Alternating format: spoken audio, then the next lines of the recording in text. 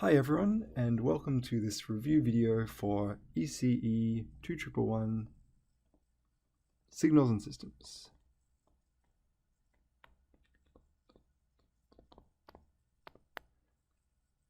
In this video, my plan is to summarize the basic ideas related to signals that we've studied in this unit. There'll be a subsequent video separately in which I'll summarize the basic ideas related to systems that we've studied in this unit. Okay, so the basic idea, and this is to help us just see an overview of all of the things that we've seen related to signals first and then systems in this course. Okay, so my hope is that this will help you, see the bigger picture in terms of what we've done. Okay, so let's dive right into it. Okay, so in terms of signals, we've classified signals from the outset in terms of continuous time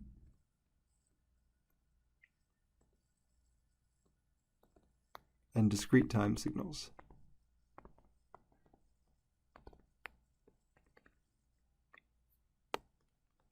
Okay, so continuous time signals are ones where the independent variable that we usually call time takes all real values, whereas discrete time signals are where the independent variable only takes integer values. Okay, both positive and negative integer values. All right, and so essentially the way I want to organize this summary is to think about two different aspects of signals. One is that we're going to think about properties. Okay, so what are the words and definitions we have associated with signals that give us a shorthand to explain some of their properties? And also, what are different ways that we represent or representations or ways to describe, so descriptions of signals. And in some ways, a lot of what we've done with signals in this unit has been about studying different ways to describe the signal. Okay, so we've had our time domain descriptions, our frequency domain descriptions, and so on.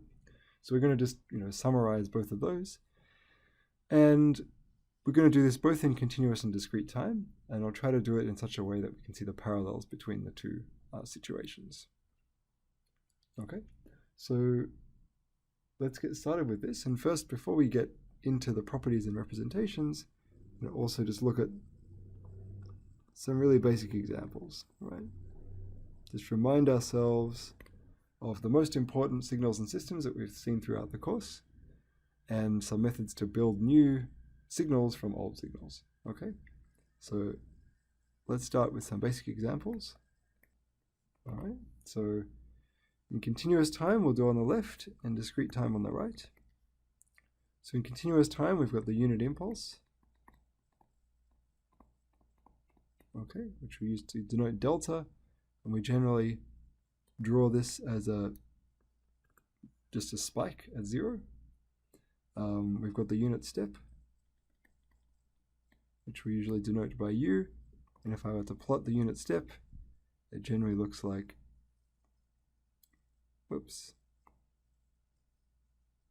like this, okay, where it steps from 0 to 1 at time t equals 0. And then the other two really important signals we've got, or types of signals, we've got a unit complex exponential. Okay, so this is a signal of the form e to the j omega t, where omega is real and t is the time index. And you can use Euler's formula to write this as cosine omega t plus j sine omega t. So this is a complex valued signal. Its real part is a cosine, its imaginary part is a sine. Okay, and then there's the general complex exponential. Okay, and this is a signal that has the form e to the st, where s is now complex. Okay, And if you break S up into its real and its imaginary part, you can rewrite it in these various ways. In particular, the real part is a kind of decaying. It's sort of has oscillation and either growth or decay. So growth if sigma is positive, decay if sigma is negative, and so it might look a bit like this, the real part. For example, it's kind of some kind of oscillating signal that also decays with time. Okay. So these are our basic signals, and then really the way we get all of our other signals in this course is by doing operations on these signals. Okay, so we'll discuss those operations in a second after I've quickly discussed the corresponding signals we see in discrete time. Okay, so in discrete time we also have the unit impulse. Okay, and it's also denoted delta, but it's a bit different. It's a signal that takes value instead of being this sort of function that's infinitely tall but has unit area in the continuous time case. Here we really got a function that takes value 0 for all positive times, 0 for all negative times, and takes value 1 at time 0. Okay, we've got our unit step, which takes 0 for negative time and 1 for all positive time. And then we've got our signals like our unit complex exponential.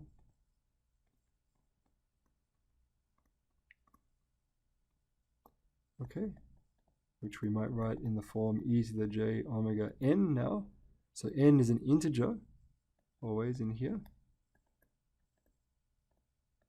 And so you could think about this as being like our continuous time unit complex exponential, but sampled at particular sampling times. And we also have our general complex exponential. And often in this case, we write it a little bit differently. So alpha is complex. Okay. And we think about the magnitude and the phase of alpha. So we think about this as magnitude of alpha to the n times e to the j phase of alpha times n. Okay. All right, so again, this part is growth or decay.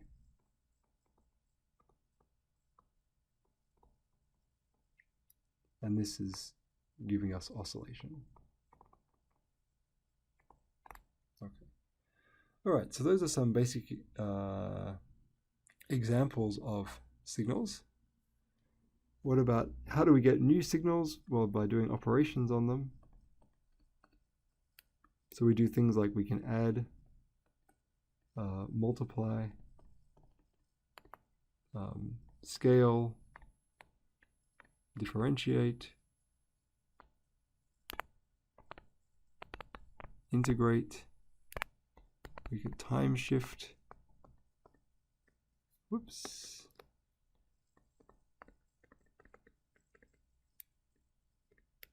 okay, etc., etc. And in some sense, there's a sense in which systems, which is what we're going to discuss, there's a sense in which systems are kind of abstraction of all the operations we can do to signals. Okay, so that's one way to think about systems. So we're not going to talk about systems much in this video, but just to be aware that all these things we do to build new signals from old signals, you can also think of those, interpret those as putting a signal through our system, or multiple signals through our system. Okay. So let's now discuss, briefly summarize some of the properties of signals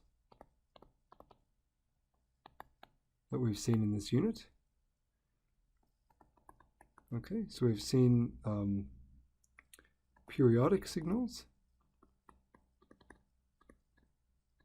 Okay, and this means that if you shift the signal by capital T, then the signal doesn't change. Okay, so that's what it means to be periodic. So it means you're invariant under a certain shifting operation. And here in continuous time, this can be any real period. I've got a similar story in discrete time, but here, so we've got periodic signals. Same kind of story. If I shift my signal by capital N, I get back the same signal. But here, the period must be an integer. Okay. So, a reasonable thing you might need to be able to do is, given a periodic signal, figure out whether it's periodic or not, and maybe find out its period. We also had this notion of the fundamental period, which is the shortest possible period. Okay. All right, so that's periodicity. We also had other properties based on I'll call it things based on duration, or maybe I should say, properties based on the times when the signal is non-zero. Okay, and these were things like being finite duration,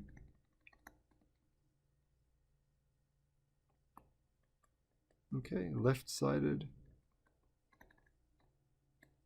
right-sided, and two-sided. Okay, so these particularly came up a lot when we talked about Laplace transforms, but they're also relevant earlier parts in the earlier times in the unit as well. So a finite duration signal is one that is zero except in a certain interval, a certain finite duration of time where it's non-zero. A left-sided signal does some non-zero stuff until some time, and then it's zero after that time. Okay, so a right-sided signal is the other way. It's zero until some time, and then it does what it does. So it's right-sided, and then a two-sided signal just does whatever. It may have chunks of being zero, but in particular, it could be non-zero as t goes to minus infinity, and it could be non-zero as t goes to infinity. Okay, and we have sort of exactly the same definitions over here. Okay, so some of these were useful for Laplace transforms. Over here in our systems video, we'll see that being of finite duration is related to certain properties of discrete time systems. Okay. All right, so that's looking at these properties related to when the signal is non-zero. We also have properties related to the size of the signal. Okay, so we had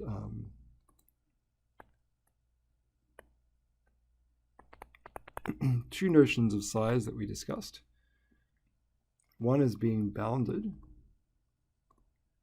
Okay, so a signal is either bounded or it's not bounded. And it's bounded if you can find some possibly really big number, but finite number, so that the signal always stays in here. Okay, always stays between m and minus m for some possibly big number.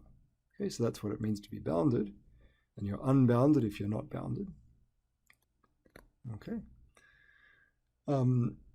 Another notion of size of a signal we discussed is being absolutely integrable. So this means that if you integrate the absolute value of the signal for all time, you get some finite number. Okay, and so this is a much more restrictive requirement than being bounded. Okay, you could be bounded but not absolutely integrable. We use these in some definitions related to stability of systems that we'll discuss in the systems video. And here the definitions are almost the same. So in discrete time, again, you're bounded if you can find some number m, so that if you look at your discrete time signal, which does what it does, I'm just drawing some kind of crazy stem plot here of the signal, but it always stays between minus m and m. Okay. The analog of being absolutely integrable in discrete time is to be absolutely summable. And a discrete time signal is absolutely summable if you sum over all times the absolute value of the signal, and that sum is finite. Okay, so, and the reason you expect this difference is that, you know, in continuous time, if you want to add up over the time index, the right thing to do is integrate, because it's continuous. In discrete time, if you want to add up over the time index, the right thing to do is to sum, because your time index is finite, is discrete. Okay, so those are the main properties of signals that I wanted to talk about. So periodicity properties, being left and right-sided, two-sided or finite duration, so things about when the signal is non-zero and when it's zero. Let me just draw that in there. And then we have some properties on the size of a signal, so whether the signal is bounded or absolutely integrable / summable, depending on the continuous or the discrete time case. Okay. All right, so now what I want to do is summarize sort of different ways to describe. So different ways to describe or represent signals. All right. And really, in some ways, this is the core of what we've been doing in this unit in terms of signals. Okay. So we've seen lots of different ways to write down or express the same signal. And those different ways help us answer different questions about the signal. Okay, so sometimes it's easier to answer a question about a signal when we think about it from a certain point of view and express it in a certain way. Sometimes it's easier to understand a signal when we think about it in a different way, from a different point of view. Okay, and in particular, one of the key motivations for doing this has been giving all these different descriptions has been to help us understand what happens when we put a signal through a system.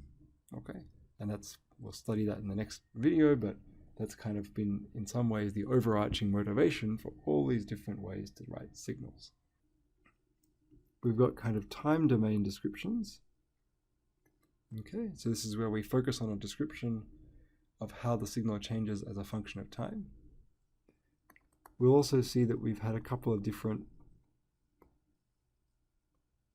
frequency domain descriptions. And in here, we're really focused on the frequency content of the signal. So we're really thinking about our signal as a sum of unit complex exponentials, or as sines and cosines, and thinking about which terms, if you like, in those sums, or how those components are weighted in an integral that describes the signal. Okay, so these are at a high level our two different styles of description, but there's been a bit more detail to it than this. So let's now go through some of these different descriptions we've seen. In particular, let's look at time domain descriptions to start with. Okay, so probably the most easily accessible time domain descriptions are things like some kind of explicit formula for the value that a signal takes at any given time. Okay, so this gives us a rule that whenever we plug in time, we get a number, and that number is the value of the signal. Okay, and you could have all sorts of crazy formulas for signals, but that's a simple time domain description. We can also get a description via something like a plot, where we plot the value that the signal takes as a function of time. Okay, and maybe we mark important features on the plot. This plot's a very bad plot of that signal right there. Okay, so we give a plot of the value of the signal as time changes. We also had some more fancy descriptions that are kind of the same, but they just look different syntactically. So we had this thing called the Sifting Formula, where I write my signal as a sum, i.e. an integral, of scaled, time-shifted unit impulses. So it's a sum of scaled, time-shifted unit impulses. Okay, and that was a core formula we used to understand the convolution formula when we looked at systems. Okay, and we have all of these. These are in continuous time. We have these in discrete time as well. So in discrete time, we could have a formula that for every integer now give a rule for how you describe the value of the signal at any given time. We could make a plot. We usually draw these with stem plots. So 0.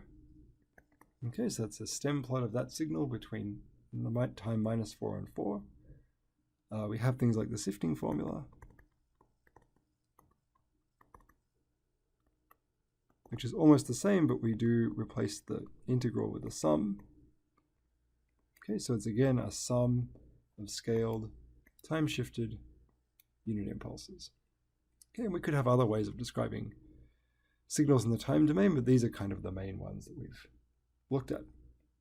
Okay, so it's kind of intuitive, easy, but, doesn't sometimes give the full set of intuition that we might like. And there's some very useful intuition one can get from thinking about signals instead from the point of view of the frequency domain. Okay, and so when we looked at the frequency domain, we kind of broke things down into a few cases. Okay, so firstly we looked at we as usual we split up continuous time and discrete time, and we keep our eye on both of them because there are a lot of analogs between them, but we did think of them separately. We looked at periodic signals, and they had certain descriptions. So their frequency domain description, the primary one is Fourier series. Okay, and here as well. Also, but I'm putting this in brackets, we had the continuous time Fourier transform in a sort of generalized sense. So there was some way to define a Fourier transform for periodic signals that involved spikes and involves these delta functions and so on. So it's in brackets. It's not the primary frequency domain description of periodic signals, but it can be useful sometimes. And here we have our generalized discrete time Fourier transform. Okay. All right, so that was for periodic. And then for aperiodic signals, so not periodic, there were kind of two situations. One is when they're absolutely integrable. Then we use the continuous time Fourier transform. And if they're not absolutely integrable,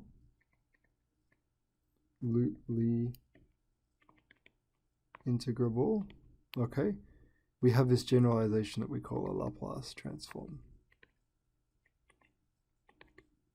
I mean, it also works if the signal is absolutely integrable. So I should say, maybe I'll delete that, but it should say that just that this is in the case where it's not necessarily absolutely integrable. We have this Laplace transform. Over in discrete time, in the aperiodic setting, again, we've got the absolutely integrable case, in which case we've got the discrete time Fourier transform. Okay, and then we've got, again, the not necessarily absolutely integrable case, so it might or might not be. And there's a thing called the Z transform. Okay, but we did not cover this in ECE 2111. Okay, so do not worry about the Z transform, but I'm just writing it there to make sure you see that we've all the pieces of the picture. Okay, so this is the basic overview of our frequency domain descriptions. So let's now just remind ourselves very briefly of what these mean. And then that will wrap up our video on signals for signals and systems. Okay, so what are our Fourier transforms? We've got continuous time Fourier series. Okay, so here I've got a signal x that's periodic, with period t0. And we often use this other variable 2 pi over the period that I'm calling omega naught here. All right. And so if you have such a signal under some mild additional assumptions, you can write that signal as a series, as a sum, an infinite sum potentially, okay, of scaled unit complex exponentials at integer multiples of this basic frequency omega naught. Okay, and these scalings are some complex numbers. Okay, so this is called a Fourier series decomposition.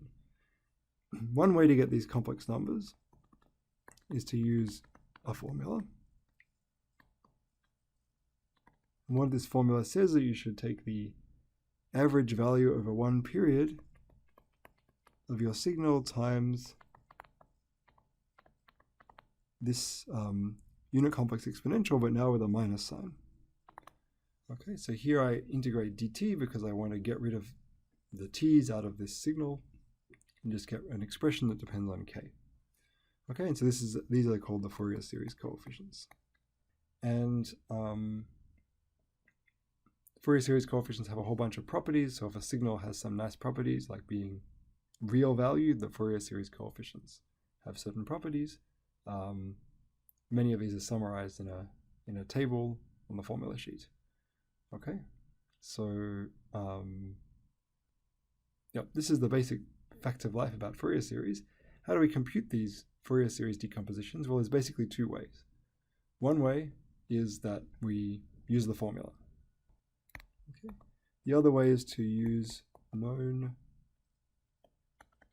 Fourier series decompositions plus transformations. And usually it's the second case, so we don't spend much emphasis on computing integrals directly in this unit. We usually do this. Okay. And the other one, which is really related to the second, is sometimes you can see the decomposition. And what do I mean? I mean an example like this one, where if I just write it out in terms of unit complex numbers, I see that omega naught is 1, that x1 is 1/2, x minus 1 is 1/2, and xk is 0 for all other k. All right, so that's the basic facts of life for continuous time Fourier series. Okay, we often, in terms of, so what's the representation of the signal here? It's really that the signal is represented by these numbers x sub k, okay, together with the fundamental frequency or the fundamental period. Okay, both of those carry the same information. So this is really the representation. And sometimes what we'll do is we'll plot these Fourier series coefficients. Okay, and we usually plot the magnitude, okay, because these have sort of slightly nicer properties. They're also somewhat more intuitive in terms of the things we care about in the signal. Okay, so we've then got discrete time Fourier series. Okay, these are, it's very similar. So I've got x is a discrete time periodic signal, okay, with period n naught. That means I can write it as a sum now just over one period of some coefficients times j, k, omega naught n, where again omega naught is related to the fundamental period by this relationship, and where the Fourier series coefficients are given by a very similar expression. Okay, just we have a minus sign up here, and we have this normalization by the period. Okay, so these are in general complex numbers. The main extra property is that over the continuous time case, is that the Fourier series coefficients themselves are periodic. So that's different to continuous time. All right, but again, we think about this as an alternative representation of our signal that's sometimes more intuitive, more useful, and generally when we plot these things, we plot the magnitude and the phase of these coefficients. Okay, and again, the way you compute this, you either compute directly the Fourier series coefficients from the sum, okay, which is just a nice finite sum, or you can, use basic known Fourier series coefficients for particular signals and then transform them, and so on. So the library of ways in which you might compute these Fourier series decompositions is the same as in continuous time. Okay, so that's the periodic setting. Now for the aperiodic setting. Okay, aperiodic but absolutely integrable setting. Okay, so what's the setup? I have a signal that's now aperiodic, and it turns out that unless it's too crazy, I can write it in this way. So I can write it as a kind of integral of scaled unit complex exponentials at different frequencies, but now the frequencies are not integer multiples of the fundamental frequency. They can be any real frequency components. Okay, and this is called the inverse continuous time Fourier transform, and these weights, the frequency dependent weighting that's in this integral, this is called the Fourier transform of x. Okay, and so this we get via this integral. Okay, again, to compute this Fourier transform, there's some basic Fourier transforms. Okay, and then most of the time what we do is we think about our signal as being somehow built out of simpler signals, and we compute the Fourier transform by combining Fourier transforms of simpler signals according to certain transformation rules. Okay, so this is the basic idea of the Fourier transform. And the key thing really, what's the alternative description? So this is the kind of frequency domain description. And it tells you in a signal which frequency components is there a lot of, which frequency components is there not very much of in a signal. Okay, and so we usually plot this, again, in terms of magnitude and phase.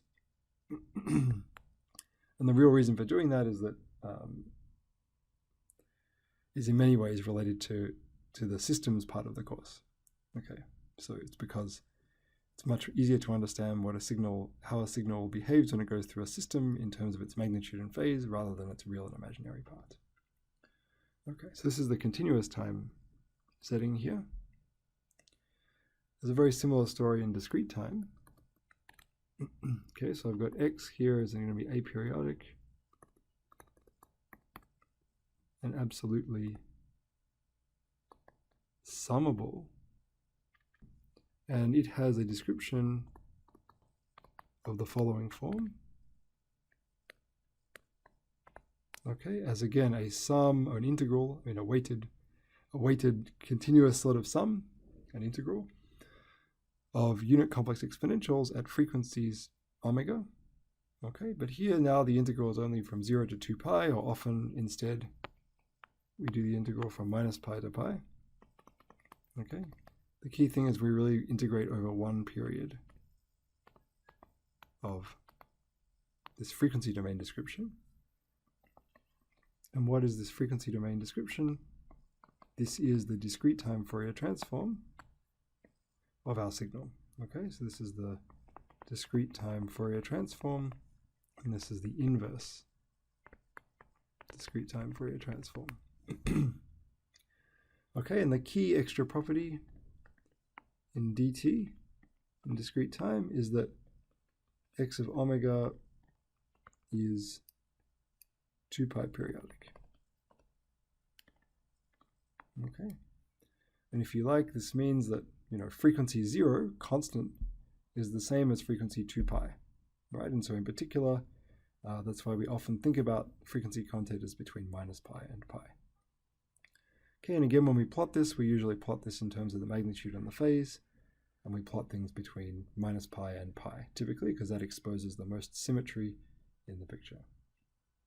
All right, so those are our 4 Fourier transforms. We've seen the continuous time Fourier series for continuous time periodic signals, discrete time Fourier series for discrete time periodic signals, continuous time Fourier transform for continuous time aperiodic absolutely integrable signals, and discrete time Fourier transform for discrete time aperiodic absolutely summable signals. So these are all different ways to represent these different classes of signals.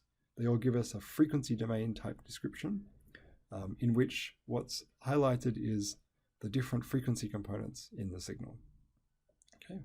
Our last alternative description of a signal is the Laplace transform. Okay, and this is for continuous time signals more generally, so they do not need to be absolutely integrable for this Laplace transform to make sense. So the Laplace transform has two pieces of a continuous time signal. It has two pieces. It has a kind of, I'll call it algebraic expression, and it has a kind of thing we call a region of convergence, okay, which is something to do with when the algebraic expression makes sense. Okay, so what's the algebraic expression? It's given by this formula, and just in this unit we tend to put hats on top of our capital letters to indicate Laplace transform. Okay, where this in general is a complex number. Okay, and the region of convergence is the set of complex numbers, in some sense where this integral makes sense, but where essentially the integrand, the thing inside this integral, is absolutely integrable. Okay, so somehow what's the idea here is that we're scaling by a complex exponential, a real exponential, to try to make our signal absolutely integrable, and then computing the Fourier transform. Okay, that's really the idea of what's going on here. But these are the basic formulas. And so the key thing to observe is that two different signals could have the same, algebraic expression for their Laplace transform. And that's why we have this region of convergence. Okay, and so there's no explicit, or there is, but we don't use it, an explicit inverse Laplace transform. So we tend to just use, if you like, table lookup plus transformation rules plus some kind of care about the region of convergence to figure out what was the time domain signal that produced a given Laplace transform algebraic expression and region of convergence. So I'm just flagging this, that one needs to take a bit of care about the region of convergence when doing this. But the main extra kind of terminology and so on that is very important is that there's a particular class of Laplace transforms called rational Laplace transforms. Okay, and these are where you have some polynomial divided by a polynomial. Okay, and in that case we have a bunch of terminology, and the most important terminology is that the poles, okay, are the places where the denominator vanishes, and the zeros are the places where the numerator vanishes. And we often draw a picture of these in a thing called a pole zero plot. Okay, where the little circles indicate the zeros and the crosses indicate the poles. Okay,